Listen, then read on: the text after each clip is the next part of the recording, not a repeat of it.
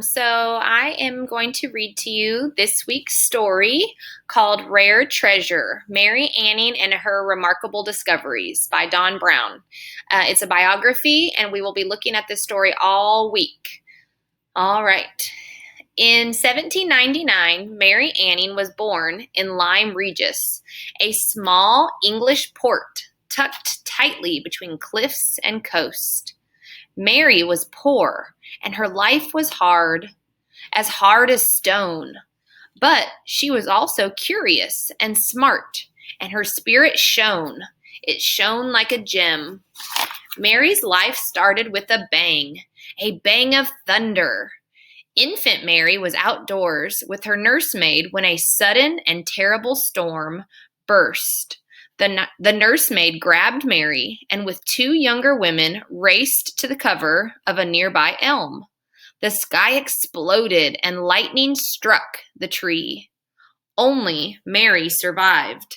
It was a miraculous escape when Mary blossomed into a lively and intelligent child. Some townspeople said the lightning made her that way. So as I'm reading that, I'm thinking, man, what an exciting introduction, the setting. It kind of I feel like is going to set the stage for something important to come.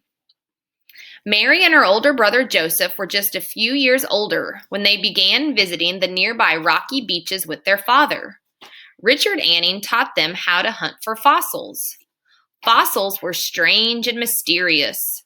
Although they had been found before, scientists were just beginning to understand that they were the remains of animals or plants that no longer existed, living things that had died many, many years ago. Usually, the remains of plants and animals decompose or are eaten, but sometimes they are discovered by dirt or sink in mud. Of these, a rare few lie undisturbed for millions of years. While they are buried, the soft parts such as flesh decay, leaving bones, shell, or flat impressions in the earth. Minerals seep into these remains and become stone. These fossils survive hidden in the ground until they are revealed by a shovel or pick, are driven to the surface by an earthquake or volcano, or are uncovered when wind or water wears away the earth. So as I'm reading these pages, I notice there's a lot of information about what fossils are that I'm not necessarily familiar with. So this might be somewhere that I want to reread and make sure I really have a good understanding of what they're talking about that fossils are. The Annings displayed the puzzling yet delightful fossils that they found on a table near Richard's shop on Bridge Street. Wealthy tourists visiting the popular Lyme Regis shore bought them. The family struggled to survive on the earnings of Richard's carpentry work, and the extra money they earned by selling fossils helped. Then Mary's father died, and the family was thrown into bitter poverty. Mary and Joseph still collected and sold fossils they found on the rugged ribbon of shore that separated the sea and cliffs. One day, Joseph found a fantastic fossil skull. It was nearly the length of a man's arm and had a long snout that held many sharp teeth. Was it a crocodile? A dragon? A monster? What did the rest of the creature look like? A year passed before Mary discovered the answer. So I noticed that the topic of money is developed in paragraphs 9 and 10, and that it seems like the Anning family seems to be struggling to survive on the money that they're getting from her father. And so they're having to use the money they're getting from selling fossils to help them survive. In 1811, Mary Anning found a fossilized skeleton beneath a cliff called Black Ven, where Joseph had found the skull. It looked like a porpoise and was about 7 feet long. Men helped her free the skeleton from the earth. She sold it to a rich neighbor who showed it to scientists. They were thrilled by the rare treasure, a fossil of a reptile that had once lived in the sea. The scientists called the creature ichthyosaur, which means fish lizard. Only a few ichthyosaur fossils had ever been found, and none were as perfect as this one. Almost everyone forgot that it had been found by 12-year-old Mary Anning and her teenage brother. There's a picture of it. Mary still collected fossils and also earned money from small jobs she did for neighbors. One of them, Mrs. Stock, gave her a geology book. From it, Mary learned about rocks and mountains in the earth. She read other books and taught herself about animals, fish, and fossils. Years passed when Mary was 20 years old. She and her brother were still living together. They remained very poor and even sold their furniture to pay their rent. Joseph became her upholsterer, and Mary collected fossils alone. And Mary collected fossils alone. She made it her life's work. It also must have been Mary's great delight because she pursued it despite the dangers on the rocky shore. Boulders fell from cliffs. Torrents of thick black mud slid down from the heights. High seas pummeled the shore, and waves could sweep a careless visitor away.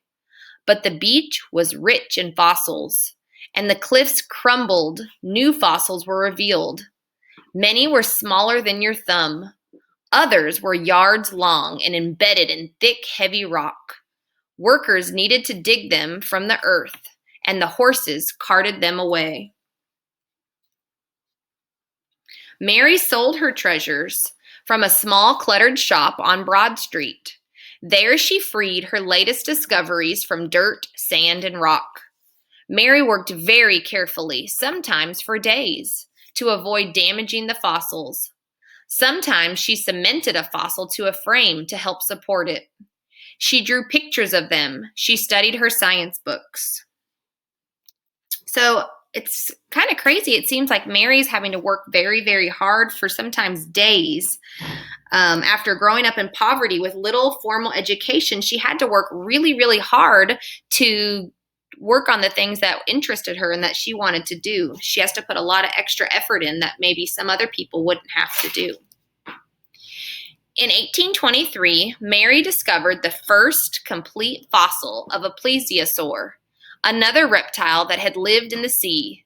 It was an astonishing 9-foot-long creature with a long serpent-like neck, a lizard's head, a crocodile's teeth, a chameleon's ribs, and the paddles of a whale.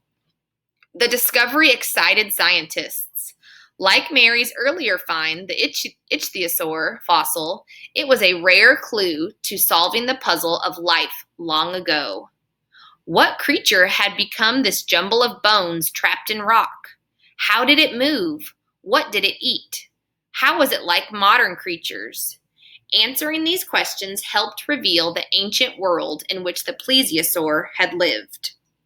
The description in paragraph 23 makes me think that scientists were right to be very excited by the discovery. I would be super excited to learn about a creature that no one had ever heard of. All those body parts that it had, very interesting to try to figure out what in the world it was and where it came from. Mary Anning's fame grew as people learned that she was an extraordinary fossil collector and a talented scientist. People followed her on fossil hunts. Together, they plodded over the rough rocks, waded knee-deep in water, and scrambled up the cliffs to avoid the crashing waves. Once, Mary had to rescue a teenager, Anna Maria Penny, from rough water. Penny said Mary carried her with the same ease as you would carry a baby. William Buckland, a famous geologist, brought his family to Lyme Regis to meet Mary and to search for fossils. She escorted Buckland and his children on fossil hunts. Richard Owens, the scientist who invented the word dinosaur, also combed the beach with Mary. Wow, it looks like Mary's starting to get a lot more famous with her discoveries. Some people that seem to be very important scientists are now reaching out to her, and so they're starting to notice how important of a person she is with her discoveries. Day after day, Mary searched in the shadows of the treacherous cliffs, sometimes walking 10 miles in one day. Her sharp eyes spotted fossils where others saw nothing. Mary's dog trotted faithfully beside her. People said that the dog guarded her discoveries while she fetched her tools or got help. During one hunt, part of a cliff collapsed. Heavy rocks crashed at Mary's feet and nearly crushed her. There she is with her dog. Another time, Mary found a large fossil. She and her helper labored to recover it. The hard work blinded Mary to the rising tide that flooded the beach. Waves drenched the pair, but they saved the treasure. Later, Mary asked the man why he hadn't warned her of the rapidly flowing tide. "I was ashamed to say I was frightened when you didn't regard it," he replied. In 1828, Mary discovered a very rare fossil of a pterodactyl, a flying reptile that had the body of a lizard and the snout of a crocodile. Mary's pterodactyl was displayed in the British Natural History Museum and is still there today. And there's a picture of it. Mary tried to make sense of her discoveries. She read her science books and studied her collection. Mary shared her ideas with the finest scientists. They prized the thoughts of the remarkable young woman who had left school when she was 11. It was said she knows more about science than anyone else. So Mary Anning didn't have the opportunity to get a lot of education. Despite her challenges, she became really, really smart in the science that she learned about. So it must be her drive and her determination that got her where she was.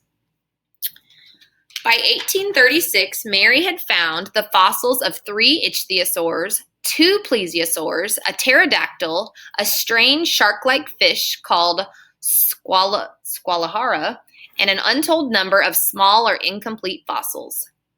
Mary's fossil shop on Broad Street was now crowded with customers. One visitor wished to record the name of the woman who had assembled such a wonderful collection. With a firm hand, Mary wrote her name in the man's notebook. "I am well known throughout the whole of Europe," she said proudly. Uh-oh. Hold on.